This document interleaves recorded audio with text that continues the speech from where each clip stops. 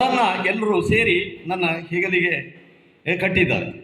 ಈ ದಿವಸದಿಂದ ನಾನು ಸುಳ್ಯದಲ್ಲಿ ಒಂದು ರೀತಿಯ ಈಗಾಗಲೇ ಭರತಣ್ಣ ಹೇಳಿದರು, ಜಯಣ್ಣ ಹೇಳಿದರು, ಜಿಲ್ಲಾಧ್ಯಕ್ಷರು ಹೇಳಿದರು, ಸೈದರವರು ಹೇಳಿದರು, MS ಮೊಹಮ್ಮದ್ರವರು ಹೇಳಿದರು. ಆದರೆ ನಾವು ಇಲ್ಲಿ ಅವಕಾಶಗಳು ಇಲ್ಲದಂಥ ಒಂದು ತಾಲೂಕಲ್ಲಿ, ಒಂದು ವಿಧಾನಸಭಾ ಕ್ಷೇತ್ರದಲ್ಲಿ ಒಂದು ತಾಲೂಕಲ್ಲಿ ನಾವಿದ್ದೇವೆ.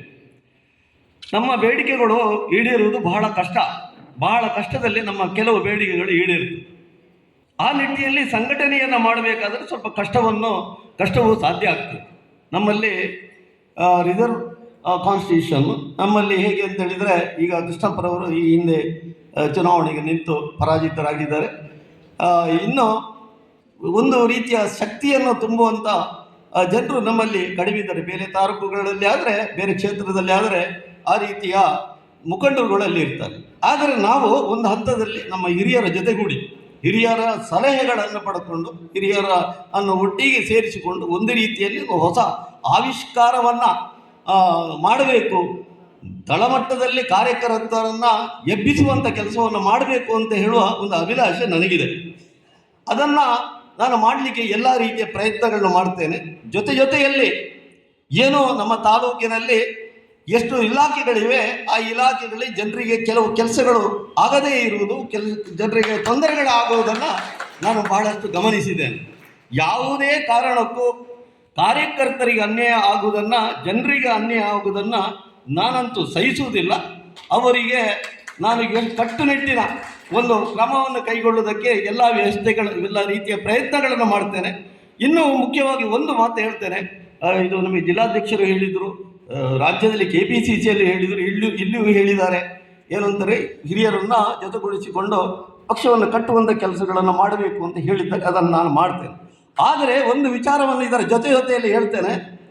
ನನಗೆ ಯಾವಾಗ ನಮ್ಮ ಕಾರ್ಯಕರ್ತರಿಗೆ, ನಮ್ಮ ಜನರಿಗೆ ತೊಂದರೆ ಆಗ್ತದೆ, ಅದನ್ನು ನನಗೆ ನಿರ್ವಹಿಸಲಿಕ್ಕೆ ಸಾಧ್ಯ ಆಗುವುದಿಲ್ಲ ಅಂತ ಹೇಳುವಾಗ ನಾನು KPCCಯಲ್ಲಿ ಹೋಗುವುದಿಲ್ಲ, ನಾನೇ ಅದರಿಂದ ಹಿಂದೆ ಸರಿಯುತ್ತೇನೆ ಅಂತ ಹೇಳುವ ಮಾತನ್ನು ಕೂಡ ಈ ಸಂದರ್ಭದಲ್ಲಿ ನಿಮಗೆ ಹೇಳಲಿಕ್ಕೆ ಇಚ್ಛೆ ಪಡ್ತಾ ಇದ್ದೇನೆ.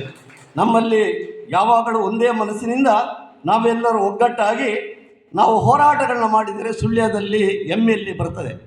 ನಮಗೆ MLA ಬರುವುದಕ್ಕೆ ಯಾವ ತೊಂದರೆಗಳಾಗುವುದಿಲ್ಲ. ನಮ್ಮಲ್ಲಿ ಇರುವಂಥ ಕೆಲವು ಸಮಸ್ಯೆಗಳು ಇದಕ್ಕೆ ಕಾರಣ ಆಗಿದೆ. ಇದು ಮಂಗಳೂರಲ್ಲಿ ಒಂದು ಸಭೆಗೆ ವೀಕ್ಷಕರಾಗಿ ಬಂದಾಗ ನಾನು ಅವರಿಗೆ ಒಂದು ಮಾತು ಹೇಳಿದ್ದೆ. ದಕ್ಷಿಣ ಕನ್ನಡ ಜಿಲ್ಲೆಯಲ್ಲಿ BJPಯಿಂದ ಹೆಚ್ಚು ಮತಗಳು ಕಾಂಗ್ರೆಸ್ಸಿನಲ್ಲಿದೆ. ಆದರೆ ನಮ್ಮನ್ನು ನಾವೇ ಸೋಲಿಸಿಕೊಳ್ಳುವಂಥ ಒಂದು ಪ್ರವೃತ್ತಿಯನ್ನು ನಾವು ಬಿಟ್ಟರೆ ಖಂಡಿತವಾಗಿ ದಕ್ಷಿಣ ಕನ್ನಡ ಜಿಲ್ಲೆಯಲ್ಲಿ ಎಲ್ಲ ಕ್ಷೇತ್ರಗಳಲ್ಲಿ MLA ಬರ್ತದೆ, MP ಬರ್ತದೆ ಅಂತ ಹೇಳುವುದನ್ನು ನಾನು ಹೇಳಿದೆ. ಇದನ್ನು ನೀವು ಸರಿ ಮಾಡಿ, ಇದನ್ನು ನೀವು ಸರಿಪಡಿಸಿ ಅಂತ ಹೇಳೋದನ್ನು ನಾನು ಉಗ್ರಪ್ಪರಿಗೆ ಹೇಳಿದ್ದೆ.